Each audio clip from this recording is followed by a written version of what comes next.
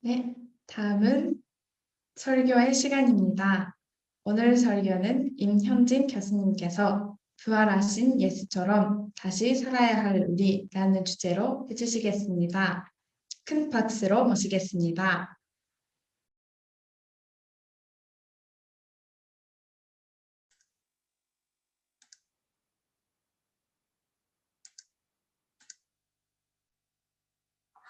네, 먼저 훈독 본문 말씀 함께 들으시고 말씀드리도록 하겠습니다. 마가복음 15장 34절에서 41절에 나오는 내용입니다. 3시에 예수께서 큰 소리로 엘로이 엘로이 레마 사박다니 하고 부르짖으셨다. 그것은 번역하면 나의 하나님, 나의 하나님, 어찌하여 나를 버리셨습니까? 하는 뜻이다. 거기에 서 있는 사람들 가운데서 몇이 이 말을 듣고서 말하기를 보시오, 그가 엘리야를 부르고 있소 하셨다. 어떤 사람이 달려가서 해면을 신 포도주에 푹 적셔서 갈대에 꿰어 그에게 마시게 하며 말하기를 어디 엘리야가 와서 그를 내려주나 두고 봅시다 하였다. 예수께서는 큰 소리를 지르시고서 숨지셨다. 그때에 성전 휘장이 위에서 아래까지 두 폭으로 찢어졌다. 예수를 마주보고 서 있는 백부장이 예수께서 이와 같이 숨을 거두시는 것을 보고서 참으로 이분은 하나님의 아들이셨다 하고 말하였다. 여자들도 멀찍이서 지켜보고 있었는데 그들 가운데는 막달라 출신 마리아도 있었고 작은 야고보와 요셉의 어머니 마리아도 있고 살로메도 있었다. 이들은 예수께서 갈릴리에 계실 때에 예수를 따라다니며 섬기던 여자들이었다.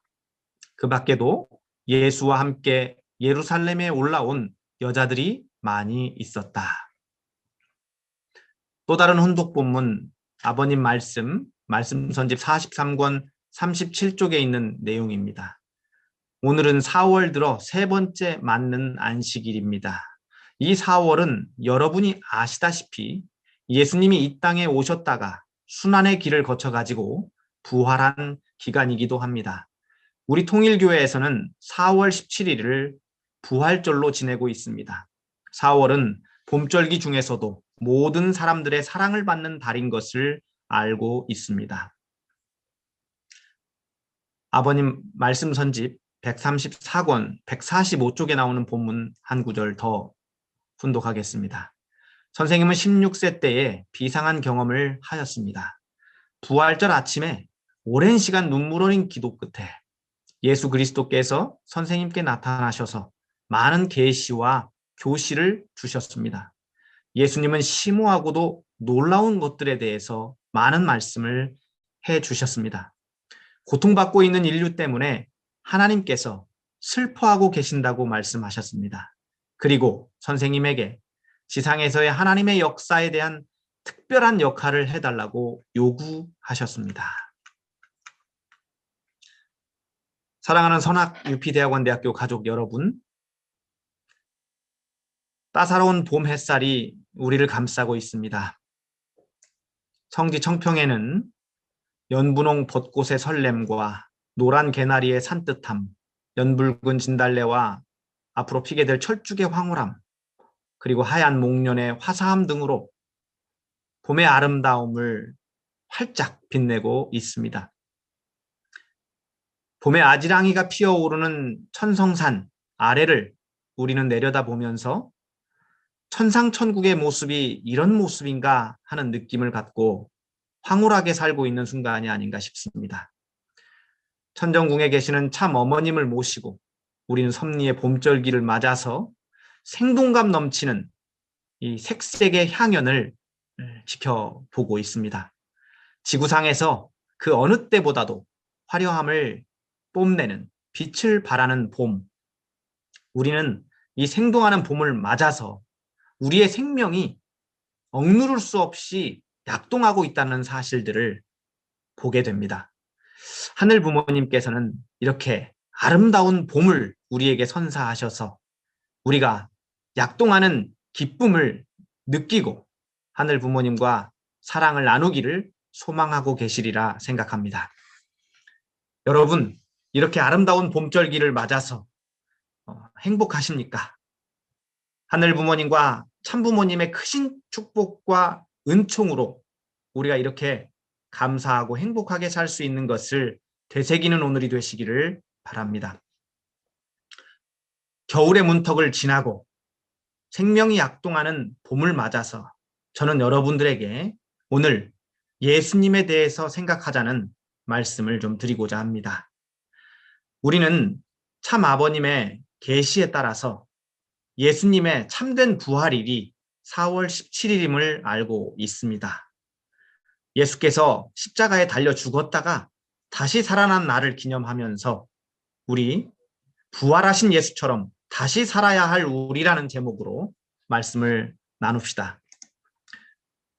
4월, 이 하늘 부모님 성회에 있어서도 중요한 명절들이 있습니다. 참 부모의 날도 있고, 그리고 앞으로 다음 주에 맞이하게 될 성혼 기념일도 있습니다. 이렇게 부모님께서도 부모로서 이 땅에 현현하신 날도 3월이라고 할 수 있습니다. 음력 3월, 양력으로는 4월이 되겠습니다. 그래서 이 기간 동안에 우리는 참 부모를 생각하고 모시고 새롭게 출발할 수 있는 한때를 맞습니다. 그런데 참 부모님보다 먼저 부모의 사명을 갖고 오셨던 예수님에게 있어서는 이 날이 십자가에 달려 돌아가신 그런 부활의 날이 있는 기간이기 때문에 우리는 또 한편으로는 죽음 그리고 다시 삶이라는 제목에 대해서 생각을 해봐야 하겠습니다. 기독교는 예수 그리스도의 부활을 부활절, 이스터로 기념하고 있습니다. 보통 이 부활절은 유월절에 맞춰서 유대력 니산월, 태양력으로 3월 또는 4월의 14일을 부활절로 여겨왔었습니다. 유월절이라고 하면 출애굽할 때에 유대민족 장자들을 천사들이 지나가며 살려준 날입니다. 양피를 문설주에 발라놓으면 유대민족의 장자인 것으로 알고 아들을 살려주고 애굽의 장자들은 목숨을 거두었던 그런 이 재난과도 같은 기적이 있었던 날이 유월절입니다. 그래서 유월절은 유대민족에게 하나님이 약속하신 땅으로 출애굽시키신 날로 기념되는 때인데 이 유월절을 지나면서 예수님께서는 부활절, 이 죽음에서 다시 사시는 경험을 하게 되셨던 겁니다. 역사적으로 서기 325년 니케아 공의회 이후에 제1회 니케아 공의회 이후에 도대체 부활절을 어느 날로 할 것인가 정하게 됩니다. 그때 춘분 양력 3월 21일 이후 최초로 맞이하는 보름달 다음에 오는 첫째 일요일을 부활절로 하자 이렇게 정했습니다.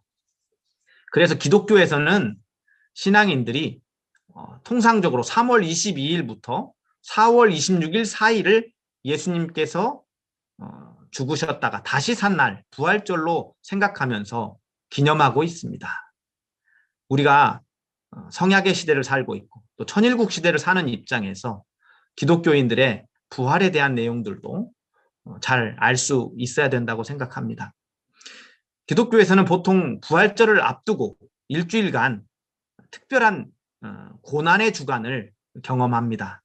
예수께서는 예루살렘 성으로 입성하셔서 십자가에 달려 죽으시기까지 일주일간을 예루살렘에서 보내시게 되는데 예수께서 로마군에게 붙잡혀 빌라도의 재판을 받고 사형을 당하시고 다시 부활하시기까지 이 기간을 순환주간이라고 하여서 기념하고 있습니다. 그러면서 예수의 고난에 동참하는 그런 성례의 기간으로서 섬기고 정성을 드립니다. 고난주간 부활절 일주일 전부터 기념하게 되는데 우리가 예수님의 행적을 살펴보면 부활절 일주일 전에 죽기 5일 전에 예수께서는 새끼 나귀를 타고 예루살렘 성에 입성하셨습니다. 성경상에서는 백성들은 종려나무 가지를 길에 깔고 호산나 복되시다 주의 이름으로 오시는 분 복되어라 다가오는 우리 조상 다윗의 나라여 가장 높은 곳에서 호산나라고 찬송하였습니다. 기독교인들은 예수께서 십자가 대속을 위한 어린 양으로서 인간의 죄를 지고 대신 죽으실 어린 양으로서 예루살렘에 들어오신 것을 찬송하면서 고난주간의 첫날을 맞이합니다. 예루살렘에 가보신 분은 알겠습니다만 예루살렘 성 안은 대단히 작습니다. 이 예루살렘 성에 새끼 나귀를 타고 들어오신 예수님은 처음부터 죽으러 오신 분으로 기독교인들은 생각하면서 우리의 죄를 대신 지시고 죽어주신 그런 예수님을 감사하는 마음으로 기리는 첫날을 맞이합니다. 둘째 날은 권위의 날이라고도 부르는데 월요일입니다. 마가복음 11장 15절에서 19절에 기록된 것처럼 이때 예수님께서는 예루살렘 성전에 들어가셔서 성전 안에서 매매하는 자들을 내어 쫓으시며 돈 바꾸는 자들의 상과 비둘기 파는 자들의 의자를 둘러 엎으십니다. 성전을 정결케 한 날입니다.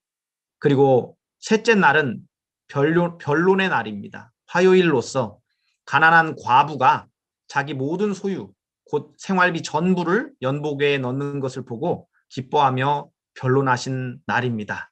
풍족한 중에 소유를 바친 이보다 구차한 삶 속에서 전부를 바친 과부를 하나님께서 받아주신다는 것을 말씀하신 날입니다. 넷째 날은 음모의 날입니다.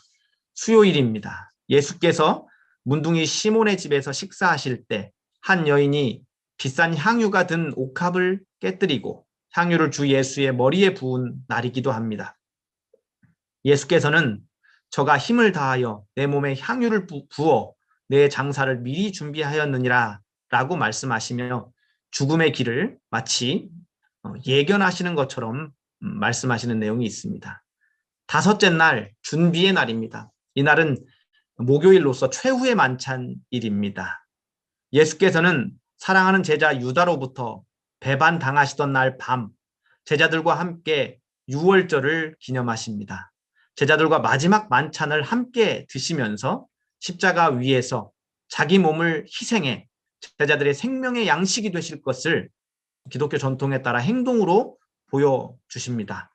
빵을 떼어주시며 받아라 이것은 내 몸이다 하셨으며 잔을 들어주시며 이것은 많은 사람을 위하여 흘리는 바 나의 피 곧 언약의 피니라 라고 말씀하셨습니다. 만찬 이후에는 제자들과 찬송을 부르고 겟세마네 동산에 오르십니다. 그리고 새벽에 최후의 단판 기도를 드릴 때 베드로, 야고보, 요한 사랑하는 세 제자에게 유혹에 빠지지 않고 깨어서 기도하라 라는 당부를 하였습니다. 그런데 이 세 제자들은 잠에 들고 말씀을 지키지 못했습니다. 그리고 유다는 30데나리온에 예수님을 팔아서 배반하게 되고 예수님은 결국 잡혀가시게 됩니다. 그리고 여섯째 날 금요일을 맞이하는데 이 금요일을 순환의 날이라고 부릅니다. 십자가에 달려 운명하신 날이죠. 유다의 배신으로 관원들에 의해 빌라도 앞으로 끌려온 예수는 끌려온 지 12시간 만에 십자가에 처형을 당하게 됩니다. 명절을 맞아 죄수를 풀어주는 풍습을 지키려고 유월절을 맞아 빌라도가 예수와 폭도대장 바라바 중 누구를 풀어줄 것인가를 모인 군중 유대민족들에게 물었는데 유대민족들은 주 예수를 십자가에 못 박으라 라고 외쳤습니다. 결국 짧은 시간 만에 예수님은 신성 모독죄에 처하게 됐고 피에 굶주린 군중들에 의해서 만신창이가 된 상태로 골고다 언덕까지 비아 돌로로사 십자가로 가는 길을 걸어서 가셨습니다. 그리고는 십자가에 달리셨습니다. 오늘 훈독 본문 첫 번째 내용에서 말씀드렸던 것처럼 예수님께서는 순환의 길을 걸으시고 하나님께 영혼을 의탁하고 운명하셨습니다. 그 자리에는 여인들이 함께했다 하였습니다. 사랑하고 믿었고 가르쳤던 남성 제자들은 함께하지 못하는 가운데 예수님께서는 죽음의 길로 가시게 되었습니다.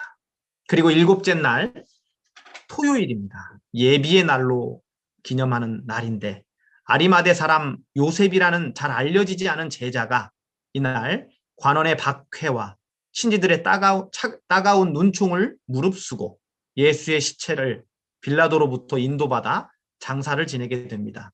성서에 따르면 요셉이 고운 배를 사가지고 와서 예수의 시신을 내려다가 그 고운 배로 싸서 바위를 깎아서 만든 무덤에 그를 모시고 무덤 입구에 돌을 굴려 막아놓았다라고 합니다. 이렇게 예수님은 장사 지내졌습니다. 무덤의 입구에 돌을 굴려 막아서 예수님께서는 나오실 수 없는 죽음의 길로 가시게 되었던 것입니다. 이 죽음, 예수님의 죽음은 기독교인들에 따르면 예수님의 흘린 피로 모든 인류는 죄사함을 받게 되고 십자가 대속을 통해서 구원받을 수 있게 되었다. 이렇게 믿는 특별한 역사적 사건이 됩니다. 그래서 기독교인들은 고난주간 예수께서 인류를 대신해서 받은 순환을 기억하면서 감사하는 마음으로 고난을 묵상합니다. 성경 봉독을 하고 기도에 힘쓰면서 또 고난주간 동안 금식도 하고 가난한 자, 소외된 자들을 도우며 봉사하고 헌신하면서 예수의 정신을 실천하려고 애를 씁니다. 목요일에는 성만찬 때 예수께서 제자의 발을 씻겨준 것처럼 세족식을 가지며 하나의 공동체로서 예수님을 머리로 두고 하나의 지체로 다시 거듭나는 의식들을 갖기도 합니다. 고난주간 동안 교회를 완전히 개방해서 지역사회와 더불어 예수의 순환을 나눕니다.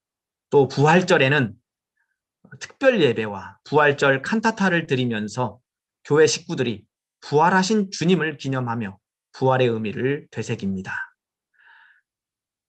올해 2021년 4월 4일이 기독교인이 말하는 부활절이었습니다. 부활절 주간 전 세계 기독교인들은 예수 순환 노정에 동참했습니다. 그리고 부활에 대한 믿음을 실천했습니다. 예수님은 금요일에 십자가에 달려 돌아가시고 안식일을 지낸 이후에 다음 날 부활하셨습니다. 그래서 날수로 따지면 죽고 나셔서 3일 만에 부활하시게 되셨습니다.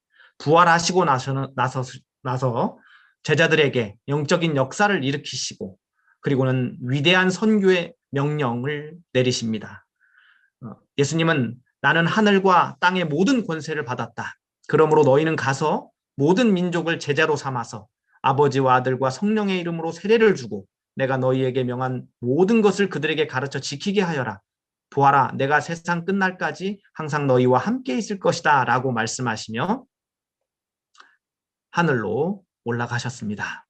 그 이후 예수님의 십자가 죽음과 부활의 역사를 기대로 하여서 기독교 문명권은 세계적 판도권을 형성하게 됩니다. 유럽 대륙으로부터 출발해서 북남미 대륙과 세계 각국에 말씀을 전파해서 세계가 복음으로 전파될 수 있는 환경을 만들었습니다. 그러나 기독교 신앙은 오늘날 커다란 위기를 또 한계를 맞고 있습니다. 예수에 대한 믿음을 국교화시켜왔던 선진 국가들에서 하나님 죽음에 대한 논의가 이어지고 있고 또 서구 문명은 무신론자들을 중심으로 한 이기적 물질 문명으로 예수의 정신을 잃어버렸습니다. 또한 기독교는 제국 중심적인 이기적인 지배로 이 동양과 그 제3세계를 차별하면서 여러 가지로 이기적인 문명권을 형성해 오기도 했습니다. 그래서 어머님께서는 태평양 문명권 시대, 심정으로 위하여 살 수 있는 그러한 새로운 시대를 말씀하시는 상황이 오게 되었습니다. 오늘날 기독교인들은 예수의 부활을 믿고 있으나 한편으로 최대의 정신적 스트레스를 경험하는 현실을 맞고 있습니다. 우리는 원리를 통해 잘 알고 있습니다.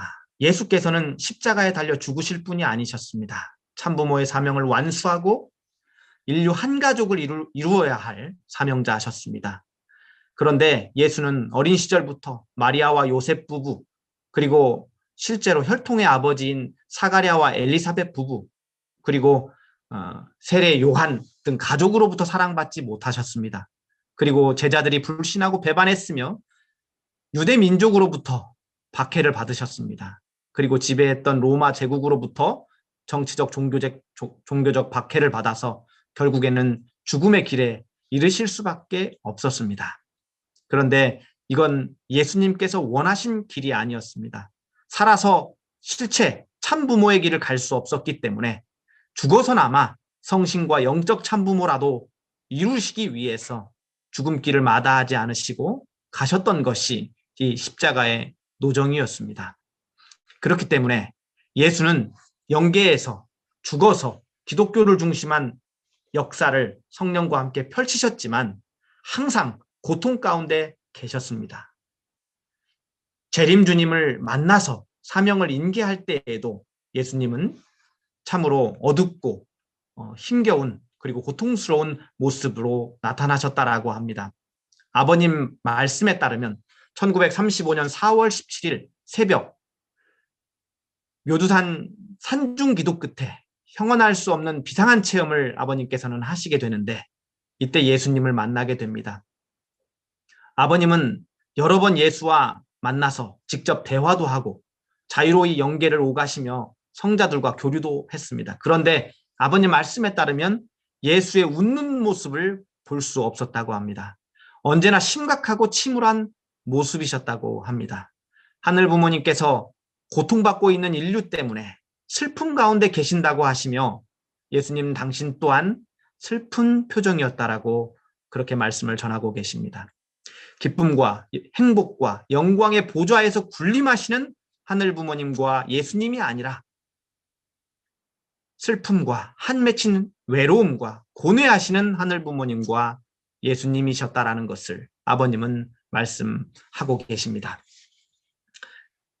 예수님께서는 당신 스스로가 지상에서 참부모로 현현하지 못했고 독생녀를 맞아서 성혼하지 못했기 때문에 그 사명을 지상의 실체로서 하늘 부모님을 모시고 이루어드릴 그런 사명자를 기다리고 계셨던 것이고 그분을 만날 때까지 고뇌하고 고통받고 아픔 속에 계실 수밖에 없었던 것입니다.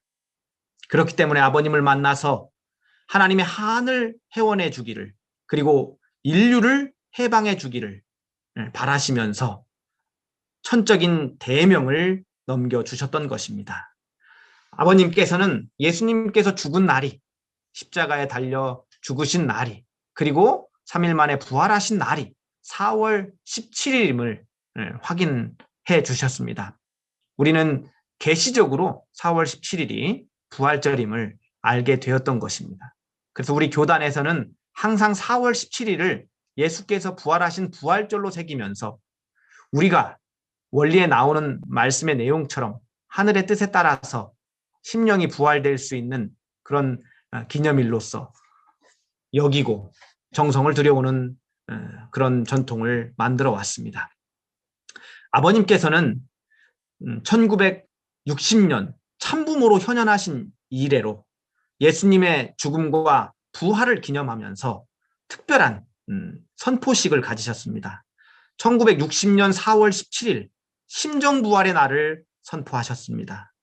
아버님께서 성혼하신 기반 위에 이제 하늘 부모님을 중심한 심정적 사위 기대가 부활되는 날, 지상에서 다시 살아나는 날로서 1960년 4월 17일을 말씀하셨습니다. 그리고 61년 4월 17일에는 예지님이 태어나셨기 때문에 하늘 부모님과 참 부모님 그리고 참 부모의 자녀까지 사위 기대가 형성이 되어서 실체적인 사위 기대가 부활되는 날로서 선포하셨습니다. 이렇게 60년 4월 17일과 61년 4월 17일을 통해서 아버님께서는 어머님과 함께 참 부모를 중심한 심정적 사위 기대와 실체적 사위 기대가 지상에 정착되었음을 선포하고 예수님의 십자가 죽음과 그 이후의 부활을 완성하는 선포를 해 주셨습니다. 아버님께서는 어머님과 함께 예진님을 낳고 나셔서 식구들에게 미역국과 우유를 먹이셨습니다. 예수님의 동생의 입장에서 모든 식구들이 다시 태어났다라는 조건을 허락해 주셨던 것입니다. 통일가의 식구들은 참 자녀와 쌍둥이의 입장에서 참 부모의 자녀로서 다시 태어났던 것입니다. 소위 예수님의 십자가의 죽음 이후 참된 부활을 소망하셨던 것은 영적으로 영인체의 일어남이 아니라 하늘 부모님의 실체 자녀로서 참된 부모를 모시고 참된 자녀로 다시 태어나는 소망을 가지셨던 것임을 우리는 기억해야 하겠습니다. 그래서 참 부모님은 심정 부활의 날과 실체 부활의 날을 통해서 부활의 참된 완성을 이루셨습니다. 그리고는 식구들과 함께 예수님께서 이루고자 하셨던 사탄과 분립된 참된 본연의 내가 사는 삶을 이루시려고 노력을 하셨습니다. 정성을 들이셨습니다. 섭리하셨습니다. 우리는 참부모의 태중에서 인간 조상 아담과 해와의 타락으로 이어졌던 그 사망권에서 거듭난 사람들입니다. 우리는 우리의 삶에서 사탄이 틈탈 수 없도록 우리의 타락성과 우리의 죄를 벗고 죽음에서 다시 살 수 있는 그러한 우리의 모습으로 거듭나야 합니다. 이기적 욕심으로 인한 시기, 질투, 미움, 증오, 나라는 교만심, 혈기, 집착, 탐욕, 분노, 이와 같은 우리의 자기중심적인 그런 욕망의 자아를 우리는 떠나보내야 되겠습니다. 죽음의 자리로 보내고 철저히 창조 본연의 나의 모습으로 하늘 부모님의 사랑받는 참부모의 사랑받는 자녀의 모습으로 다시 태어나는 날이 되어야 되겠습니다. 4월 17일을 기념해서 우리는 심정이 부활되고 실체가 부활되는 우리의 모습으로 거듭나야 하겠습니다. 예수님께서 십자가에 달려 돌아가시고 다시 부활하실 때 고대하셨던 것은 하늘 부모님을 모시고 참된 부모, 참된 자녀의 이상을 이루고 하늘 부모님 아래 인류 한 가족의 이상을 지상에 정착시키는 것이었기 때문에 우리는 그 예수의 소망을 상속받은 자들이 되어서 부활하신 예수가 소망했던 그 이상을 우리가 대신해서 이루어드릴 수 있는 모습으로 새롭게 출발하는 그러한 4월 한 달이 되어야 한다, 그렇게 생각합니다. 4월 17일, 사실 겨울을 보내고 봄이 무르익는 시기입니다. 그래서 생명도 죽음의 자리에서 새로운 생명으로 약동하는 시기입니다. 그렇기 때문에 우리는 한 해의 삶에 있어서 이 4월 17일을 전후해서 우리 스스로가 하늘의 뜻을 잘 아는 참된 자녀의 입장에 서서 참된 부모님, 참 부모님을 모시고 더불어서 거듭날 수 있는 우리의 모습으로 살아낼 수 있는 우리가 되어야 되겠습니다. 우리는 매년 항상 예수의 고난 주간과 부활절을 맞이하게 될 것입니다.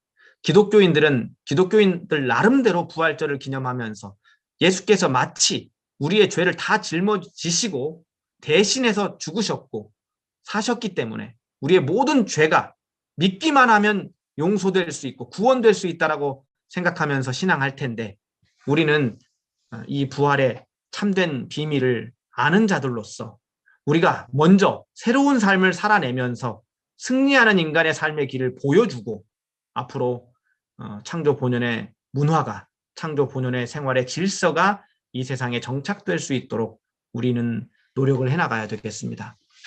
부활절을 전후하면서 우리 모두의 삶 속에서 타락성은 죽어야 할 것들로서 죽음의 길로 보내고, 그리고 창조 본연의 본성은 살아야 할 것들로 다시 살게 하는 우리의 모습이 되어야 하겠습니다.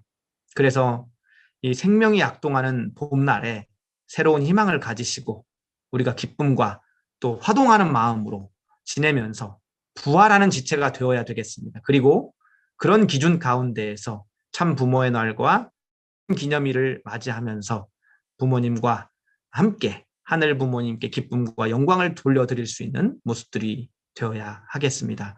부활절 기간에 참된 부활의 의미를 되새기는 여러분 되기를 바랍니다. 감사합니다.